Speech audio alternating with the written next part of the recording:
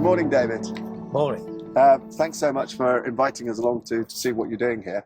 Can you tell me a little bit about yourself and the business and Wheatsheaf farming, a little bit of a background to the business? Yeah, Wheatsheaf Farming Company was formed in about 2002, where we were looking at just getting economies of scale between some farmers, which we had 4 farmers at the time. We've evolved since then. We've now got, we still have 4 farmers, but we're on a bit of a less acreage than we were. So we basically pool all of the machinery, labour, and also we have a common gross margin across all the farm. And that's led us on to looking at regenerative agriculture. So we started seriously looking at it. So 2009, started tinkering around with some cover crops and things in 2010. We went to full no-till and cover crops in 2015, and have been evolving the situation from then on, really. Excellent.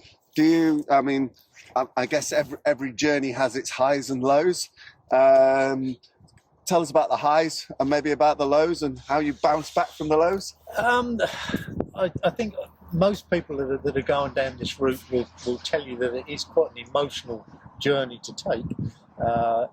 It's very much been a case of looking at things, trying things, and seeing what works and what doesn't work.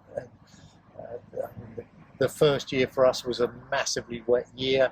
We had a drill that possibly we didn't understand as much as we should. We were thrown in at the deep end and having to do the whole acreage rather than just looking at the odd fields.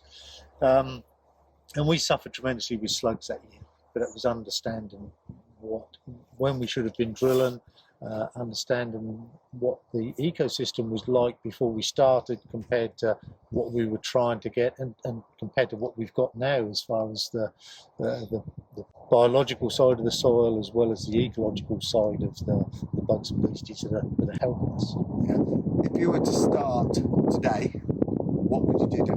Knowing what you know now, what would you do different? I think if we were starting it now, one of the first things we would do, we would talk to a lot more people.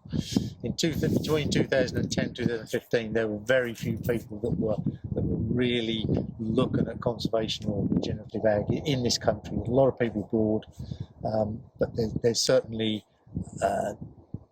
50-odd people that are doing this very successfully now, which I would really recommend people went and spoke to understand some of the first pitfalls, but also try it on a small scale. Get a contractor in with a no-till drill to do a few bits and pieces before you worry about actually buying one yourself.